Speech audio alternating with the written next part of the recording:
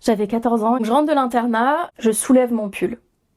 J'avais déjà un ventre. Mon père arrive derrière au moment où je soulève le pull. Et donc là, il me dit, bon, on va annoncer ça à ta mère. Et je me souviens mot pour mot, mon père dit à ma mère, Alice est enceinte. Et ma mère, la première question, c'est comment c'est possible?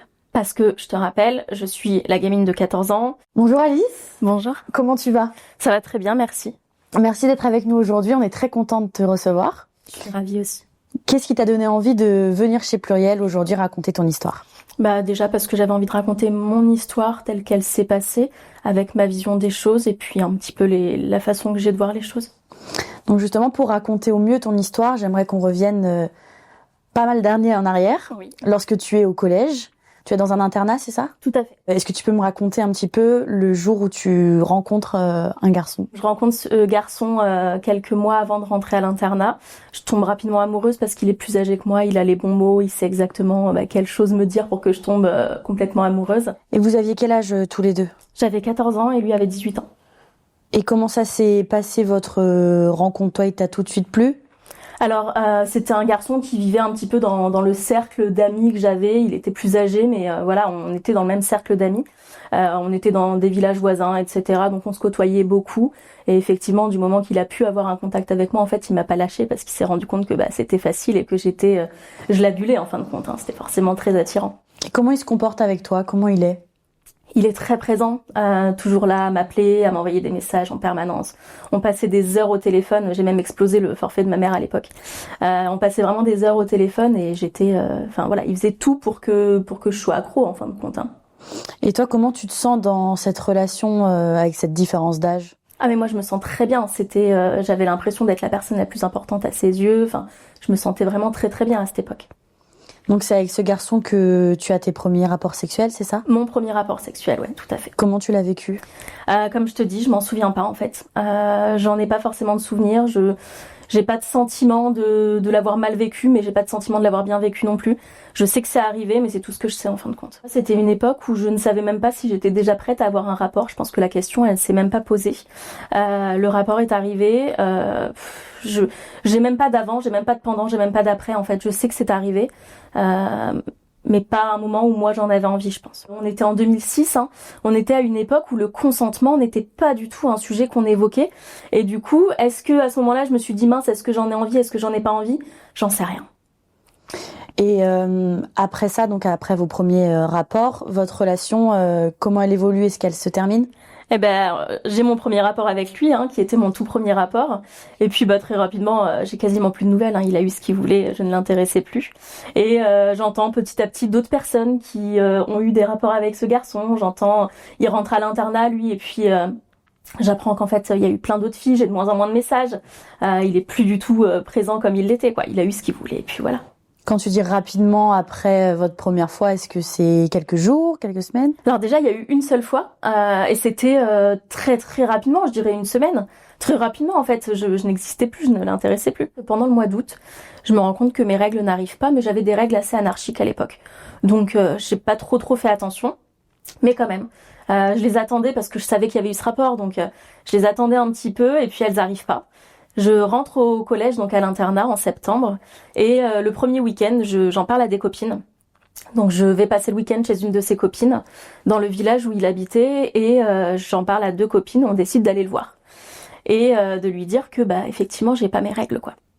Donc on va même voir un médecin qui me dit, le mieux c'est d'aller au planning familial.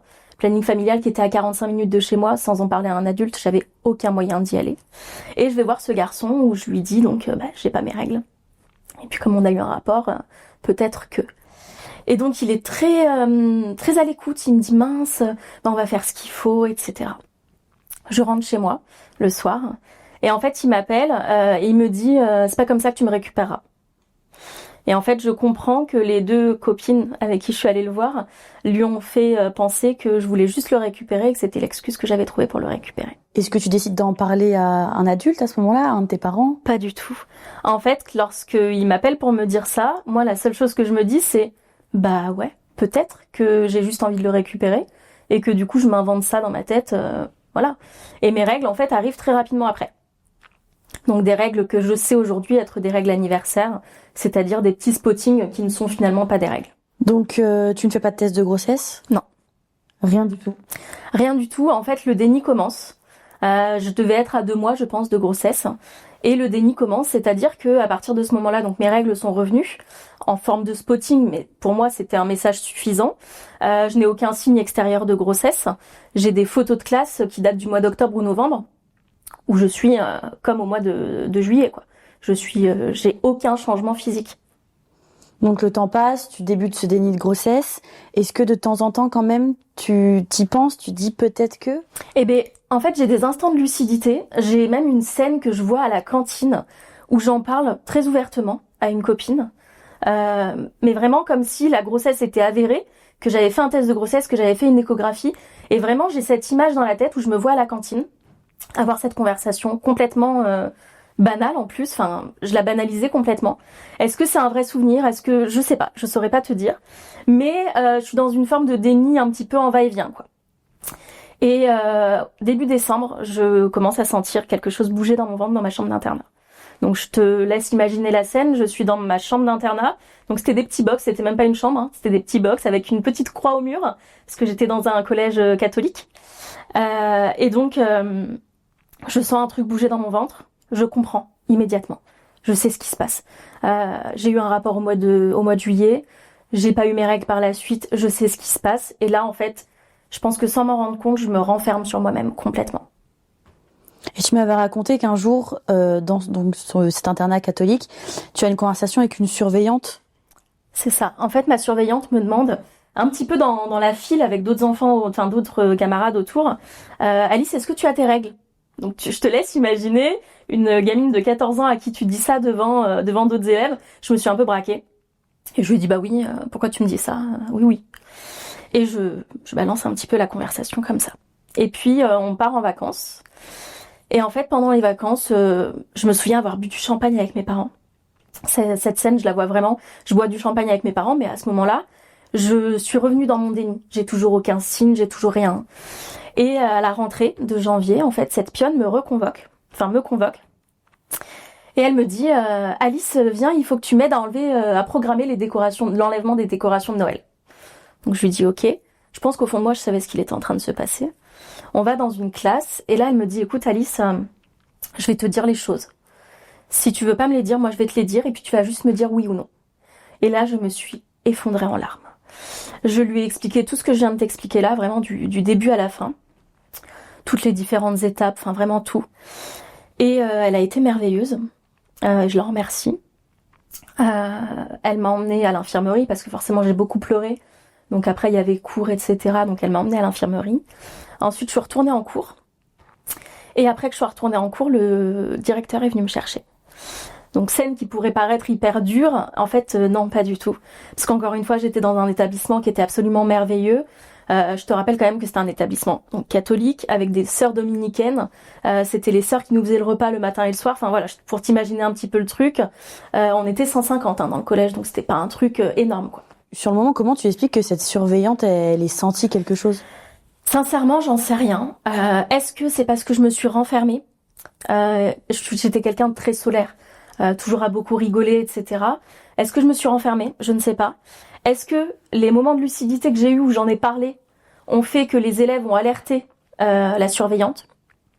Aujourd'hui, je sais pas. Elle t'a emmené voir le proviseur, Ouais. mais vous n'avez pas fait de test On n'a ensemble. pas fait de test de grossesse parce qu'en fait, quand je lui ai raconté l'histoire, c'est-à-dire que j'ai eu un rapport en juillet, j'ai pas mes règles, etc. Enfin, tout était assez limpide pour eux. Tu avais senti ce Oui, bébé. mais puis quand je te dis que je l'avais senti, c'est vraiment que je sentais des mouvements et des vrais mouvements, quoi. On était sur du vrai bébé qui bouge dans le ventre, quoi. Qu'est-ce que ça t'a fait? C'est très bizarre. C'est très bizarre parce que j'ai 14 ans, je suis toute seule dans ma chambre d'internat. Ça secoue un petit peu.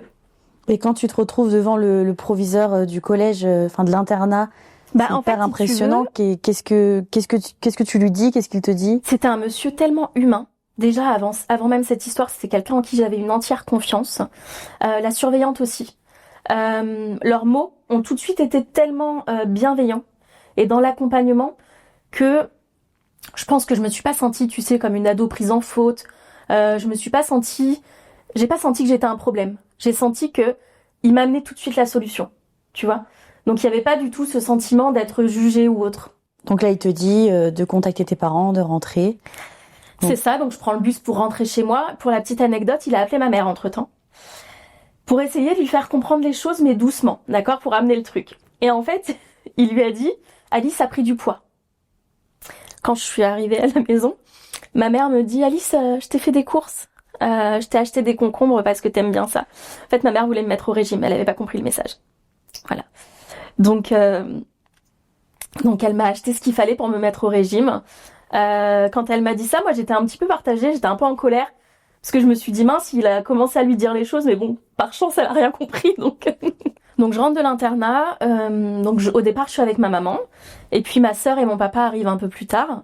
Et en fait, ce qui est très marrant, c'est qu'ils me font monter dans la chambre tout de suite. J'avais un gros pull violet, un gros pull en moumoute. Et ma sœur me dit, je t'ai acheté un test de grossesse.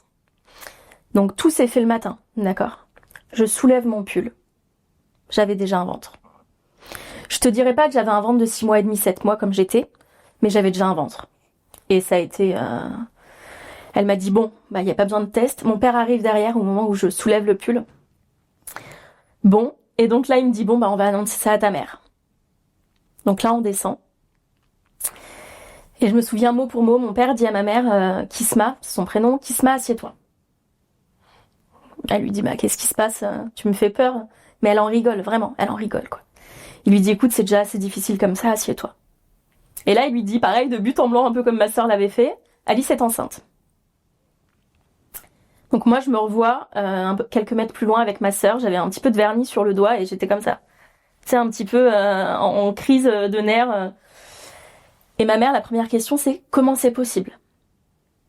Parce que, je te rappelle, je suis la gamine de 14 ans, dernière de la fratrie, très pudique, très... voilà. Donc elle ne comprend pas. Elle va très mal le vivre. Elle va vraiment très très mal le vivre. Le lendemain, on part dans la ville la plus proche, donc Montauban, aux urgences. A priori, c'était pas forcément l'endroit le plus adéquat parce qu'on s'est un peu fait envoyer bouler. On nous a dit que, déjà, on m'a fait la morale. Chose qui n'était pas très adéquate parce que c'était un petit peu trop tard, beaucoup trop tard. Qu'est-ce qu'on t'a dit? Je saurais plus te dire si c'est à moi ou à mes parents, mais en gros, on nous a dit des choses qui n'avaient pas lieu d'être parce que 6 mois et demi, 7 mois trop tard, quoi. On nous a dit faut faire attention, faut surveiller, etc. Enfin bref, des choses pas très intelligentes.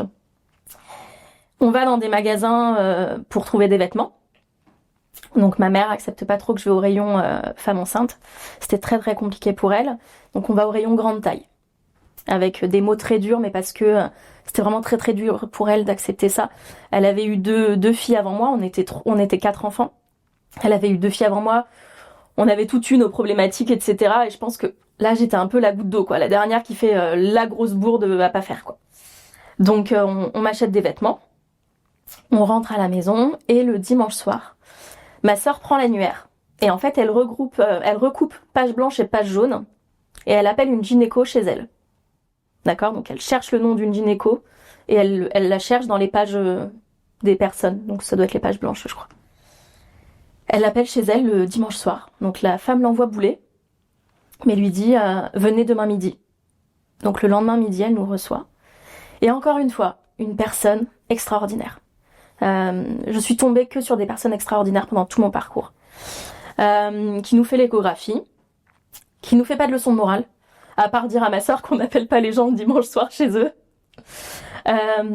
qui me fait une échographie, qui nous dit rien, qui explique juste un petit peu ce qu'il est possible de faire. Elle nous parle d'une procédure possible à Barcelone. Ma mère saute un peu sur l'occasion, ça je l'ai su récemment par ma sœur, moi je me souvenais pas de ça. Et en fait elle nous dit que c'est possible, mais que c'est dangereux. C'est possible de mettre fin à la grossesse. Toi, tu t'étais posé la question déjà de... Pas du tout. En fait, là, je suis maître de rien. On ne me pose aucune question. C'est pas du tout à moi qu'on parle. Je pense que la gynéco me parle, mais que ma mère intervient. Moi, je suis invisible. Invisibilisée, même, si tu veux. Et quand elle te parle d'une procédure à Barcelone, tu comprends ce qui se passe ou... Pas du tout. En fait, moi, j'ai ce souvenir qu'on parle d'une procédure à Barcelone, mais j'ai pas le souvenir que ma mère saute sur l'occasion pour dire « Ok, c'est bon, on met fin à la grossesse ». Et en fait, elle nous dit qu'il y a des risques pour ma santé et des risques pour ma fertilité future. Et donc de là, ma mère a dit non, on fait rien. Mais pareil, on me demande pas mon avis. Que ce soit pour mettre fin à la grossesse ou pour conserver la grossesse, on me demande pas. À aucun moment. Donc de là, on finit l'échographie. On m'annonce que c'est une fille. Donc j'étais à 6 mois et demi, 7 mois de grossesse. Donc on voit vraiment, tu vois, l'image des échographies, des annonces de grossesse avec la tête, le corps, les jambes, les bras. C'est ce que je vois. Donc toi, t'as 14 ans. Ouais. Tu apprends que t'es enceinte de presque 7 mois. Tu apprends que c'est une petite fille. Tout ça en quelques heures, en quelques jours. C'est ça. Comment tu te sens? Eh bien, je pense que, tu sais, je suis un peu en mode pilote automatique. Encore une fois, je suis maître de rien dans cette partie-là. Encore une fois, je veux pas blâmer cette médecin parce que je ne sais plus si elle me parle ou pas. Mais moi, on me laisse pas la parole. Et c'est un sujet qui, moi, me blesse beaucoup parce que même si aujourd'hui j'aime profondément ma fille, on ne m'a rien demandé. Ma mère le vit très mal, je ne sais même pas si elle me parle, si elle m'adresse la parole. Ma sœur est avec nous pendant tout ce périple-là. Et je pense qu'elle s'adresse plus à ma sœur qu'à moi et que presque ma sœur fait la traduction entre nous, quoi. C'est comme si, en fait, ma mère gérait une situation qui m'appartenait, mais sans me considérer, sans me prendre en considération. Comment était la santé de ta fille, sachant que pendant 7 mois, t'étais en déni? Alors, c'était un bébé qui allait très bien. Donc, en fait, quand on m'a fait l'échographie, comme la grossesse avait déjà commencé à se montrer, j'imagine que elle était positionnée comme il fallait. A priori, de ce qu'on m'a expliqué, elle était positionnée en fait pas au niveau du dos, mais en fait le long de la colonne vertébrale pour se cacher au maximum. C'est une magie, hein. Clairement, le déni de grossesse, c'est un enfant qui sait qu'il n'a pas à se montrer, donc il se cache. C'est magique le déni de grossesse, hein, clairement. Elle va très bien. J'ai eu des vaccins, j'ai eu des chutes dans les escaliers. Enfin, j'ai eu tout ce qu'on ne recommande pas à une femme enceinte et tout ce qu'on aurait contrôlé si une femme enceinte avait eu pendant cette grossesse. Et elle va très bien. Et aujourd'hui, elle a 18 ans. Elle n'a pas le moindre problème de santé. Elle n'a jamais eu le moindre problème de santé. Je touche du bois. Et comment est-ce que tu l'annonces au garçon concerné? Alors, je crois que c'est ma sœur qui va lui annoncer. Quand tu dis je crois, c'est parce que j'ai peu de souvenirs de ça. Je sais plus. Je pars du principe que c'est ma sœur qui lui a annoncé parce que j'ai souvenir que ce soit elle qui m'ait dit qu'en fait il avait dit que j'étais, je sais pas si j'ai le droit de le dire, mais une pute et que certainement que c'était pas lui le père. Alors que c'était mon seul et unique rapport. Ça c'est génial. Par-dessus, donc ma sœur s'est rendue là-bas. Et en fait, son père a dit exactement la même chose, hein, que certainement que c'était quelqu'un d'autre parce que j'étais une pute, quoi. Qu'est-ce que ça te fait d'entendre cette réaction?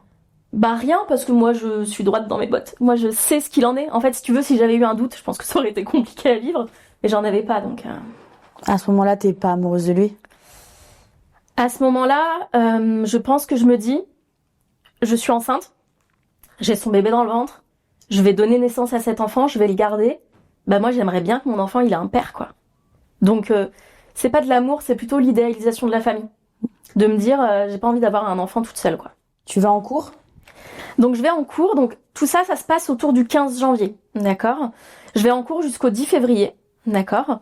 Le 10 février, je rentre chez moi et en fait mon collège fait tout pour que je puisse avoir les cours à la maison. Un suivi mais génial, enfin vraiment un suivi extraordinaire. Donc je reste chez moi à partir du 10 février, j'accouche le 10 avril et je retourne en cours le 7 mai. Donc voilà, tout se passe assez rapidement. Et dans les quelques semaines que tu passes à l'internat enceinte, tu m'avais raconté que les sœurs, les bonnes sœurs, les surveillantes, tout le monde était aux petits soins avec toi? Alors tout le monde était adorable avec moi, tout le monde était aux petits soins. Les sœurs, elles étaient mais d'une gentillesse.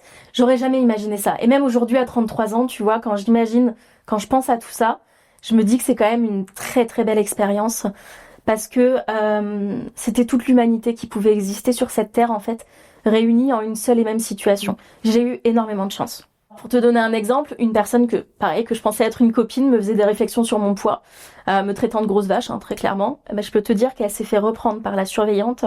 Je n'ai jamais vu ça de ma vie. Elle s'est énervée contre elle, mais vraiment, j'avais l'impression, tu sais, d'être vraiment une personne à protéger.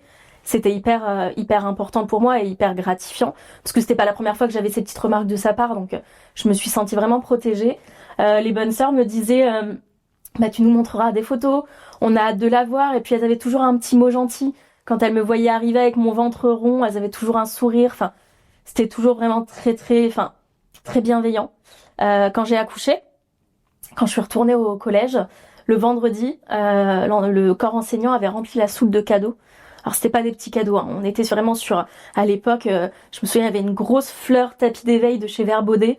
Enfin voilà, les professeurs et le corps enseignant s'étaient cotisés pour me faire des cadeaux magnifiques. On est clairement sur un établissement où j'aurais pu être montrée du doigt, où j'aurais pu être jugée, voire même bannie, hein. Enfin je sais pas si c'est possible, mais je pense qu'ils auraient pu me foutre dehors, quoi. Et c'est tout l'inverse qui s'est passé. En fait, le directeur de cet établissement, il était arrivé cette année-là. Il faisait sa rentrée en même temps que moi. Et en fait, c'était un ancien directeur d'un collège des quartiers nord de Marseille. Et ça, il m'en a parlé quand il m'a reçu, tu sais, le vendredi.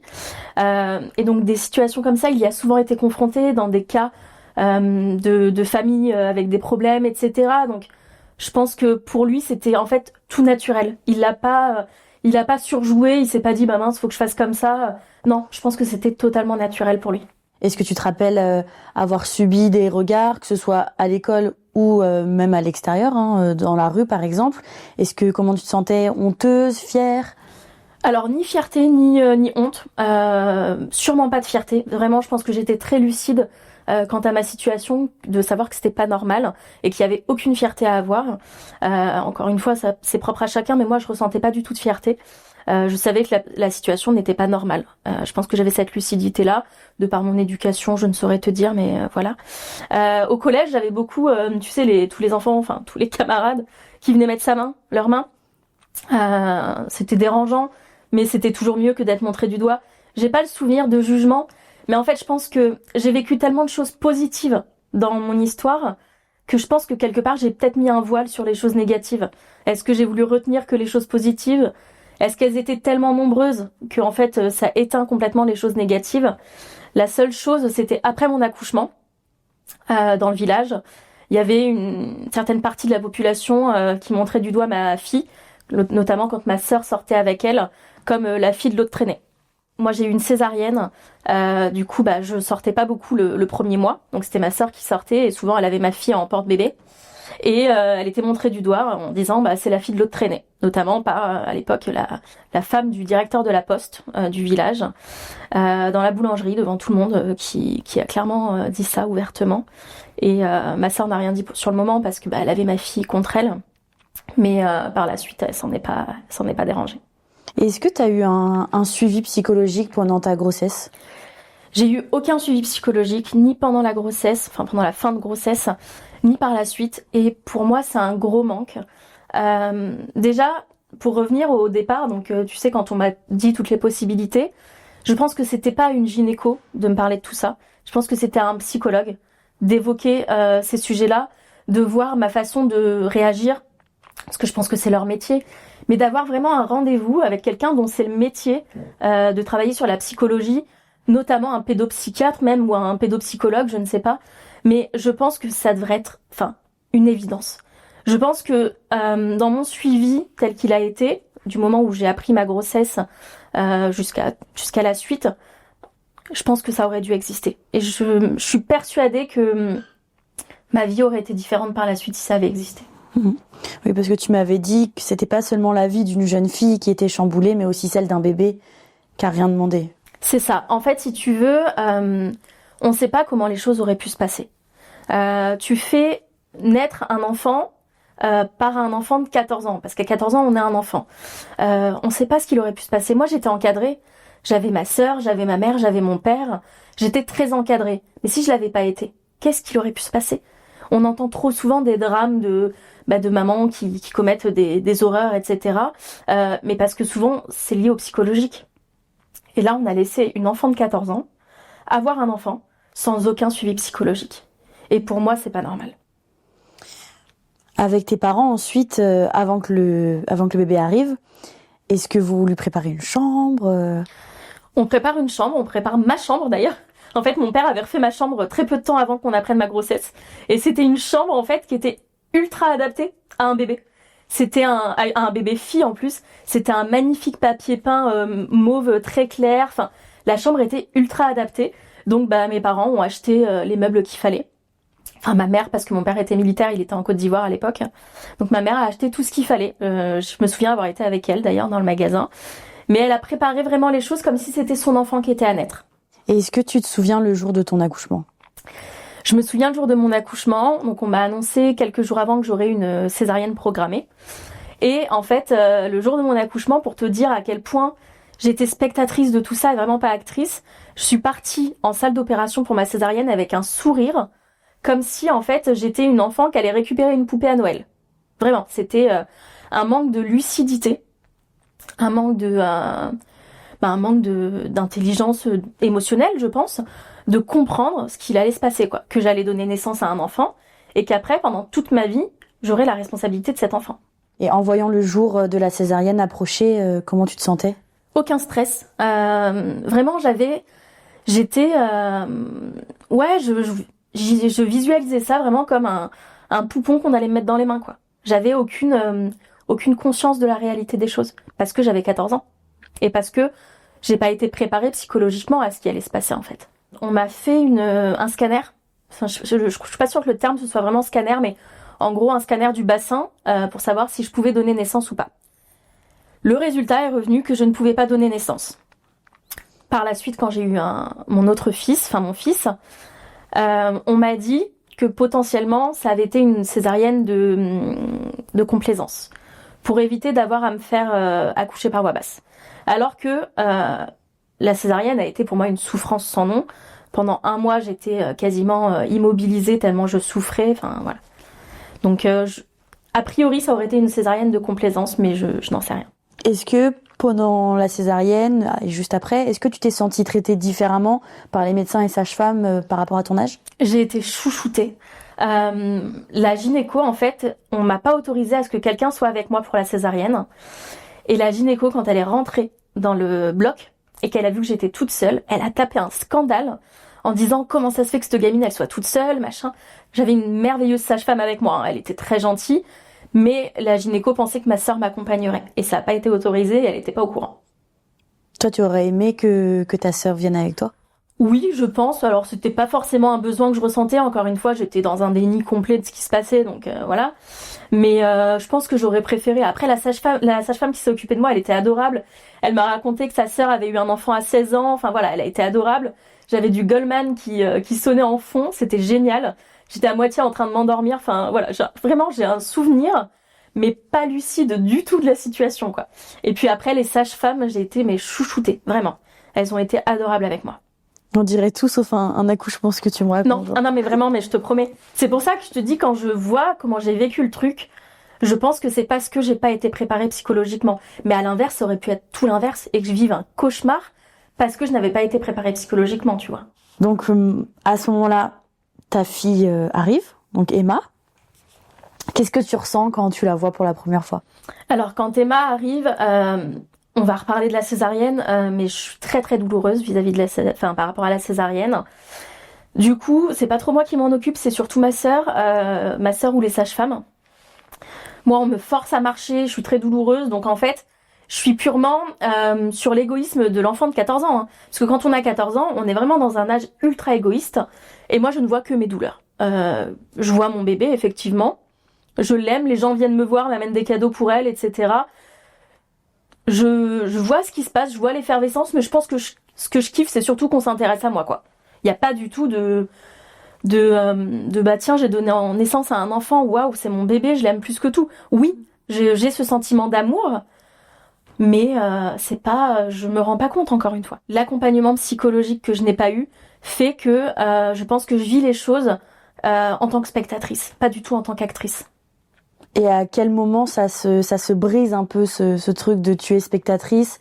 À quel moment tu prends conscience et tu deviens une petite maman, quoi? Alors quand je rentre à la maison, je gère toute seule, avec beaucoup de fatigue, beaucoup de douleur encore. Et en fait, au 1 mois de Emma, je pense que j'ai un genre de blues, baby blues maternel, enfin baby blues. Et je revois une scène, il y avait une vieille chaise de je sais pas quelle époque, devant une fenêtre, et en fait je suis comme ça devant la fenêtre. Et en fait elle est dans son lit, elle pleure. Et là je me rends compte que c'est pas normal, que je vis une situation qui est pas normale du tout. Et je pense que ce jour-là, c'est le jour où je sors de ma bulle de j'ai un poupon et où je comprends que ok, j'ai donné naissance à un enfant, j'ai 14 ans, ça va être pour la vie et il va falloir que je fasse les choses comme il faut, quoi. Et le papa, dans tout ça, est-ce qu'il était là à l'hôpital quand t'as accouché? Alors le papa est venu, il est venu une ou deux fois à la maternité, donc moi très contente parce que j'ai mon schéma, tu sais, de famille, quoi. Et puis il vient une fois à la maison où il se rend compte que j'ai eu une césarienne, je suis pas au top de ma forme, et en fait je pense que le garçon il pensait qu'on allait remettre le couvert alors que je venais d'accoucher. Qu'est-ce qui t'a fait penser ça? Parce qu'en fait il a essayé, il a voulu. Et c'est pas arrivé parce qu'il a compris qu'en fait j'étais très douloureuse et que tu ne me touches pas en fait. Et en fait il est reparti, il est plus jamais revenu. C'est-à-dire qu'à chaque fois que je lui écrivais en lui disant tiens là tu pourrais venir, etc. Il venait pas. Il faut savoir que mes parents ont été très très compréhensifs sur la situation. C'est-à-dire qu'ils lui ont ouvert leurs portes, alors que mon frère par exemple qui avait 2 ans de plus que moi était très en colère vis-à-vis de la situation. Mais mes parents ont mis un mouchoir sur ça, ils lui ont ouvert leurs portes, ils ont accepté qu'il soit présent, etc. Lui, il avait 18 ans, c'était pas lui qui avait donné naissance à l'enfant, il avait une possibilité, il a pris la tangente. Mais il a reconnu ta fille? Pas du tout. Il n'a pas reconnu, il n'est pas sur les papiers d'acte de naissance de ma fille. Je pense que il y a eu un moment où ça l'a intéressé. En fait, j'ai accouché le 10 avril. J'ai une date, je sais pas si elle est juste, mais du 22 mars, où il a repris contact avec moi. Donc très récemment, très peu de temps avant l'accouchement en fin de compte. Et donc moi, tout de suite, mon idéalisation de la famille, donc je le raccepte dans cette situation. Et en fait, je pense que quelque part, il avait envie de vivre le truc, puis finalement, ça l'a un petit peu embêté. Il s'est dit, ouais, un bébé, des responsabilités, finalement, ça m'intéresse pas. En plus, je peux pas remettre le couvert avec elle, donc ça sert à rien. Et puis voilà quoi. Comment tu l'as vécu, toi, le fait qu'il t'abandonne une seconde fois, en fait, alors que toi, tu rêvais de ce schéma de famille? Je sais pas si c'est la Alice de 33 ans qui dit ça, ou si c'est vraiment la Alice de 14 ans. Enfin, de 15 ans, parce que j'ai eu 15 ans très peu de jours après mon accouchement. Mais je pense que c'était vraiment pour ma fille et pour l'idéal de la famille. Je pense que lui, j'en avais rien à faire en fin de compte. C'était vraiment juste, j'aurais bien aimé fonder une famille et pas juste avoir un enfant à 14 ans. Si tu veux, c'était déjà très stigmatisant d'avoir un enfant à 14 ans. Donc si je pouvais dire, j'ai un enfant à 14 ans, mais le papa, il est là, hein, tu vois, l'image, elle est tout de suite un peu différente. Et comment elles se passent les semaines et les mois qui suivent? Est-ce que tu retournes en cours? Je retourne en cours 1 mois après avoir accouché. Mais parce que je pense que pour moi, c'est la solution de facilité parce que j'étais en internat. Donc c'est ma mère qui s'occupait de ma fille. Moi, je rentrais le mercredi et le week-end. Donc pour moi, c'était la solution de facilité pour souffler de tout ça. Et pour m'occuper convenablement de ma fille quand j'étais là, tu vois. Je pense que c'était le bon compromis. Mes parents ont rapidement décidé qu'il fallait qu'on parte de là où on vivait. Mon père était militaire à l'époque, il a demandé une mutation. Le papa ne venait pas, il répondait plus à aucun message. Et puis, si tu veux, on était dans un bouillon de culture où toute cette situation était arrivée. J'étais tombée enceinte à 14 ans, j'avais pas forcément des bonnes fréquentations. Donc mes parents ont voulu qu'on mette un terme à tout ça. Et on est parti vivre à Poitiers 1 an après mon accouchement. Mes parents ont eu envie, en fait, déjà de me sortir de tout ce bouillon de culture, comme je te disais, où il y avait des personnes malveillantes qui traitaient ma fille de la fille de l'autre traînée, donc qui me traitaient de traînée. Et puis envie de changer de vie.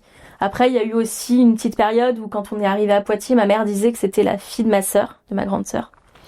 Donc je pense que ma mère partir ailleurs, c'était aussi effacer l'image de la mère dont la fille est tombée enceinte à 14 ans. Comment tu l'as vécu, toi, Comment tu l'as vécu, toi, ce départ pour Poitiers et cette page blanche?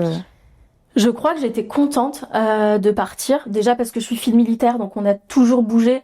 Donc j'aimais bien ça, j'aimais bien le changement. Et puis c'est vrai que moi aussi j'aimais bien l'idée de recommencer à zéro. J'avais 16 ans quand on est parti à Poitiers. J'allais entrer au lycée, donc vraiment c'était un nouveau de tout. Tout était nouveau, donc c'était très bien. Puis c'était une grande ville, donc c'était cool. Et qu'est-ce que ça te fait d'entendre que ta maman, elle disait à des gens que c'était la fille de ta sœur et pas ta fille à toi? Alors moi, je le vivais très mal, mais je pense qu'une partie de moi me disait que c'était normal. En même temps, Alice, t'as fait une connerie, assume-en les conséquences, quoi. Et un jour, c'est mon père qui a entendu ça, parce que je crois que mon père n'était pas au courant. Et un jour, il a entendu qu'elle disait ça, Et il s'est énervé. Il a dit non, mais enfin ça suffit les conneries quoi. Et donc de là, ça a été, c'est devenu naturel. D'ailleurs, nos voisins pendant très longtemps ont cru que c'était la fille de ma sœur quoi. Et puis quand j'ai commencé à être copain avec le fils de nos voisins et qu'il a appris que c'était ma fille, il a dit mais tu sais que mes parents pensent que c'est la fille de ta sœur quoi. Et donc c'est là que tout s'est un petit peu réveillé, que les choses se sont mises à plat. Mais je crois que j'en voulais pas à ma mère et je lui en veux toujours pas. En tant que mère, en plus ma mère elle s'est occupée de nous quatre toute seule parce que mon père était très absent. En tant que mère, tu sais, tu dois avoir un sentiment d'échec. Enfin moi je me mets à sa place aujourd'hui, ma fille elle a 18 ans. Si elle était tombée enceinte à 14 ans, je pense que il y aurait eu un sentiment d'échec, de difficulté, de se dire je l'ai pas accompagnée comme il fallait, j'ai pas été présente, donc j'ai aucune rancœur envers ma mère par rapport à ça. Donc quand on arrive à Poitiers, moi je vais au lycée, Emma reste avec mes parents, enfin avec ma mère, la journée, elle va 2-3 jours par semaine à la crèche, et moi je suis plus en internat, on est dans une grande ville, donc la maison est proche du lycée, donc je rentre tous les soirs, et je découvre ce que c'est que vraiment la vie de maman à temps plein le soir en tout cas. C'est comme si j'allais travailler la journée et que le soir je m'occupais de ma fille quoi. Et qu'est-ce que ça te fait d'avoir une vie de lycéenne la journée et tu rentres le soir et... Mais là, c'était vraiment différent parce qu'en fait, si tu veux, comme j'arrivais dans un nouvel environnement, à chaque fois, j'expliquais que j'étais maman. Et du coup, j'avais, tu sais, cet intérêt des gens pour moi. Donc, c'était très gratifiant, c'était cool. À chaque fois, je devais raconter ça, etc. Et du coup, je commençais cette vie en étant déjà maman. Donc, en fait, c'était vraiment moi. Ça faisait partie de mon identité maintenant. Donc, je l'ai très bien vécu. Il y avait quelques personnes malveillantes, si tu veux. Tu imagines le lycée, tu l'as vécu, des filles qui ne m'aimaient pas, qui me disaient de toute façon tu t'inventes une vie, c'est pas ta fille, c'est ta sœur, des choses comme ça, qui ne m'atteignaient pas du tout. Encore une fois parce que moi je savais quelle était mon histoire, donc. Et donc quand t'es rentrée au lycée, t'en as parlé à tes amis, vraiment il n'y avait pas de tabou. J'en parlais sans aucun problème. En fait, mon histoire, j'ai aucun problème à en parler parce que maintenant parce que ça fait 18 ans que je vis avec et parce qu'en fait elle faisait partie de moi. C'était je pense que je me suis jamais voilé la face sur mon histoire. J'ai toujours été assez lucide, même si j'étais pas consciente des responsabilités que j'avais, etc. Je pense que j'étais assez lucide par rapport à ça. Et qu'est-ce que c'est d'être adolescente et d'être maman? Est-ce que t'as quand même une vie sociale d'adolescente normale? Alors, j'avais pas la même vie que mes copines. C'est un petit peu comme avoir des parents très très stricts qui te laissent rien faire. Sauf que là, c'est ma fille. Les parents très très stricts. Parce qu'en fait, j'avais des responsabilités différentes. J'avais pas les mêmes droits et devoirs, on va dire, que mes camarades. Là où, je sais pas moi, par exemple, la fête de la musique, c'était trop cool. Ce soir, c'est la fête de la musique. Moi, c'était papa, maman, est-ce que vous pouvez garder Emma pour que je puisse sortir? Et en général, je la faisais dormir et après je sortais si je pouvais. Et est-ce que les fois où tu sortais ou même les fois où t'étais en cours toute la semaine, normal, est-ce que comme un petit cœur de maman, t'es un peu inquiète, tu penses à elle? Pas du tout. En fait, quand je suis au lycée, je suis vraiment l'étudiante. Encore une fois, quand on est jeune, je pense que j'ai pas eu l'instinct maternel, tu sais, qui te fait prioriser ton enfant. Je restais une ado avec son égoïsme. Et ça, je le dirai toujours, et ma fille, elle en est consciente. J'étais très égoïste, en fait. Donc, oui, je l'aimais. Oui, je faisais ce qu'il fallait pour elle. Mais j'ai fait ma crise d'ado quand même, quoi. J'étais quand même très égoïste, j'avais quand même envie de penser à moi, etc., quoi. Mais tu restais une enfant qui avait eu un enfant. Exactement. Et comment ça se passe pour tisser de nouvelles relations amoureuses en tant qu'ado? Est-ce que ça complique les choses d'avoir un bébé? En fait, ça m'a pas du tout compliqué les choses. Ça a jamais posé de problème, mais parce que je pense que j'étais en accord, moi, avec ça.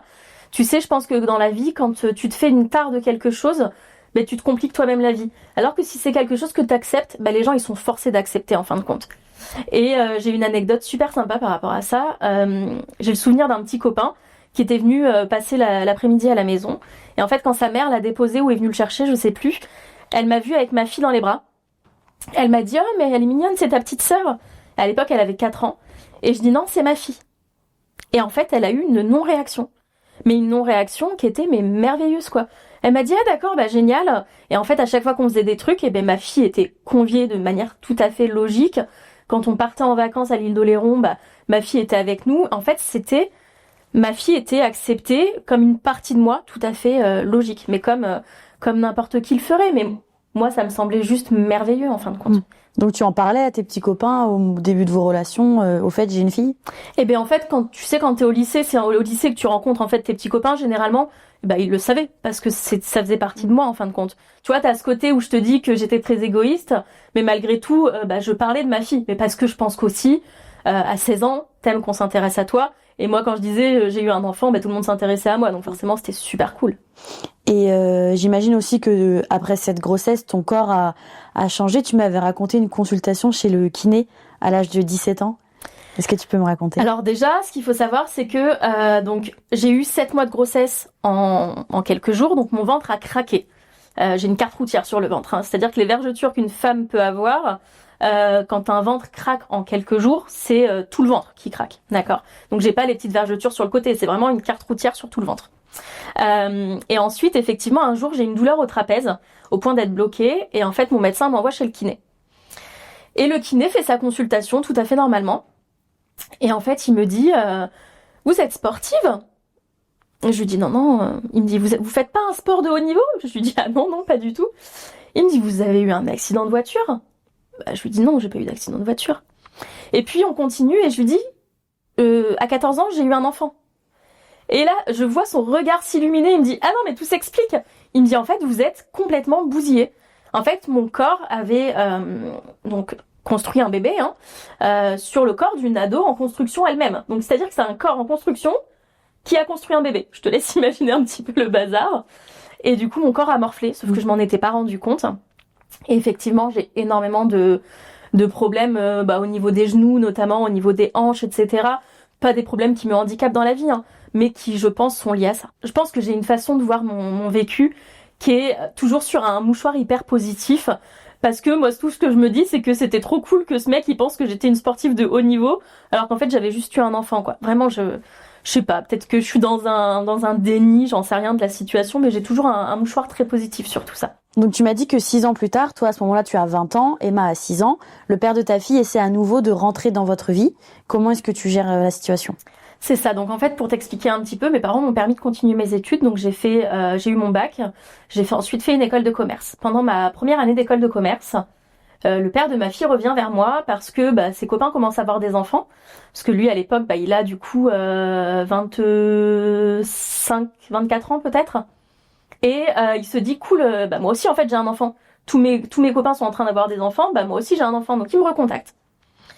Et puis moi on revient sur Alice qui idéalise sa vie de famille, donc je le laisse revenir dans ma vie. On passe l'été ensemble à Montauban, chez lui, donc je passe tout l'été chez lui. Et lui il va au travail toute la journée, moi je suis chez lui toute la journée, je fais la popote, etc. Tout se passe à merveille, franchement. T'es avec Emma à ce moment-là? Non, Emma est pas là à ce moment-là, elle est partie en voyage avec mes parents pendant l'été. Donc il a vu Emma pendant 2 semaines, où on est restés tous les 3, c'était trop cool, il était trop fier, il allait à la boulangerie avec sa fille, montrer sa fille, c'était idyllique, vraiment. Et ma part, moi je passe l'été avec lui, c'est génial, ça se passe à merveille, on va même au mariage de mon oncle, enfin vraiment tout se passe à merveille. Et je reprends les cours en septembre, donc à 1 heure et demie de route de chez lui. Je monte dans le train. Et une fois montée dans le train, il me harcèle de messages. Je me fais insulter dès que je réponds pas à un message. Je vais en cours. Et puis si je réponds pas à ces 500 messages par jour, il n'appelle pas notre fille. D'accord? Donc en fait, ma fille est devenue un torchon qui l'agite selon si je lui réponds ou pas, quoi. Et je commence à m'agacer un petit peu de la situation et un jour sa mère m'appelle et elle me dit tu es une mauvaise personne, tu devrais plaquer ton école de commerce et venir vivre avec ta fille et mon fils pour former une famille. Et de là je me suis agacée, je lui ai dit écoutez je vais raccrocher parce que sinon je vais vous insulter.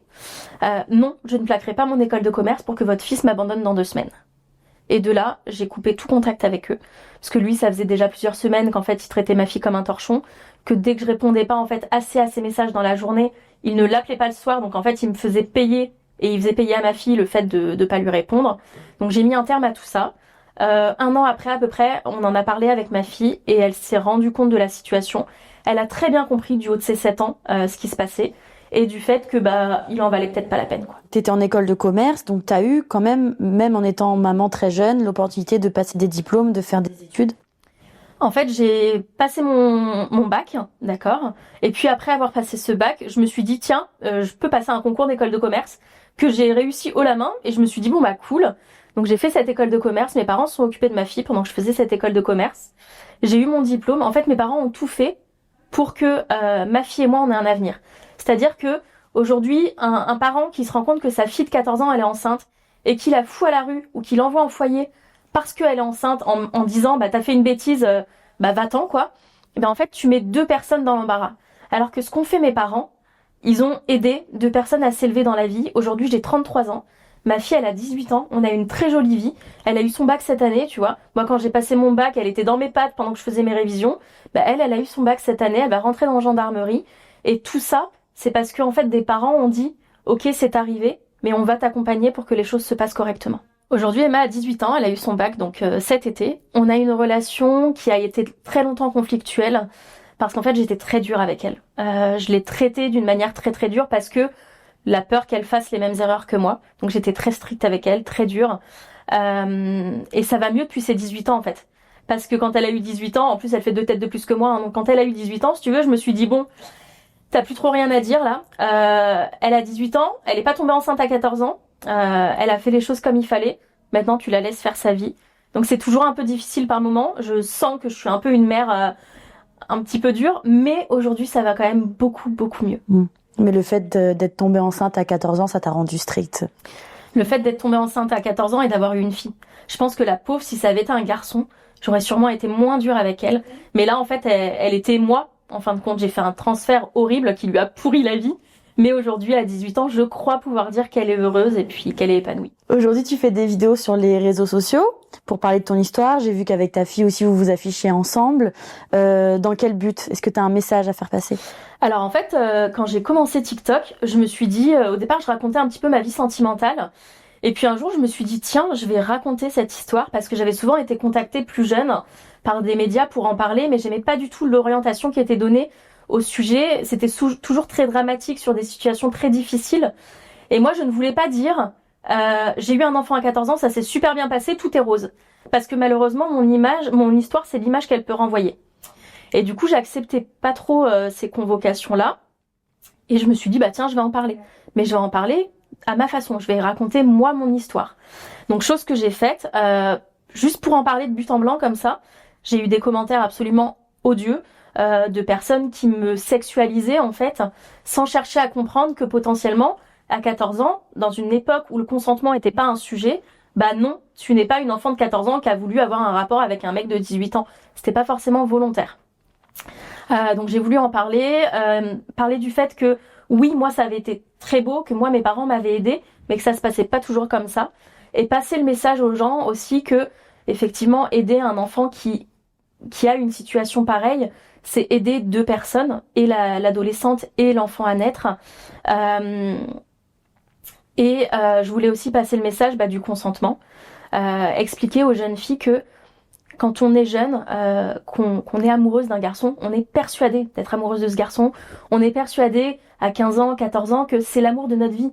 Bien sûr, quand tu vis la relation, tu te dis mais je vais passer ma vie avec lui parce que je n'aime que lui et il n'aime que moi. Donc tu fais tout ce qu'il te demande. Mais non, l'amour c'est pas ça. À 14 ans, quand tu te dis tiens je vais faire ça parce que lui me le demande, non, tu dois te demander si toi t'en as vraiment envie.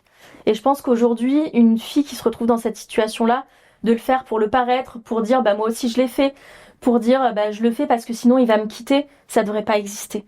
Un garçon qui t'aime en fait, il va attendre que tu sois prête. Et il faut pas que tu le fasses parce que lui est prêt, faut que tu le fasses parce que toi t'en as envie. Et qu'est-ce que tu penses de l'image des mamans ados dans notre société? Moi j'ai souvent refusé d'en parler parce que je n'aimais pas l'image qui était donnée. Je trouve que trop souvent ce sont des images de je suis fière d'avoir été maman à 14 ans. C'est pas mon cas. Je suis fière de la réussite que j'ai eue. Je suis fière d'aujourd'hui avoir une situation qui me permet de dire devant vous, j'ai eu un enfant à 14 ans et puis j'ai pu l'élever correctement. Mais je suis pas d'accord avec le message de dire c'est super d'avoir un enfant à 14 ans. Quand j'étais au lycée, j'avais des copines qui me disaient ah t'as de la chance, t'as eu un enfant jeune, mais moi depuis trop longtemps je veux avoir un enfant. Non, en fait je pouvais pas cautionner ces paroles-là parce que avoir un enfant à 14 ans, c'est pas comme moi quand je me suis dirigée vers la salle de césarienne, c'était pas on te donne un poupon et tu dois le laisser vivre. Non, c'est un être humain dont on te donne la responsabilité. Moi, je me dis que la dureté que j'ai eue à élever ma fille, le fait d'avoir été très stricte avec elle, ça aurait pu gâcher sa vie. Aujourd'hui, j'ai une enfant qui, je l'espère, est épanouie, mais j'aurais pu lui gâcher sa vie. J'aurais pu ne pas réussir dans la vie et lui offrir une vie catastrophique. J'ai eu énormément de chance, mais je veux pas qu'on banalise ça. Et pour finir, quel conseil tu donnerais à une jeune fille de 14 ans qui est sur le point d'accoucher d'un bébé? Alors déjà, si tu te retrouves dans la situation où tu as 14 ans et où tu as eu un rapport où tu te rends compte que t'as pas tes règles, parle-en. Parle-en pas à tes copines, même si c'est tes meilleures copines de la Terre, parle-en à un adulte qui sera en mesure de te faire les démarches qu'il faut. Demande un suivi psychologique pour savoir vraiment vers quoi tu vas et quelles sont vraiment les décisions que tu as envie de prendre et pas que la société veut que tu prennes. Et si tu es dans la situation où tu as peut-être eu un déni de grossesse ou que c'est trop tard, fais-toi aider, prends les décisions en connaissance de cause, en sachant vers quoi tu te diriges, et puis fais en sorte de mener ta barque comme tu le peux et avec les moyens que tu as. Merci beaucoup Alice. Merci à toi.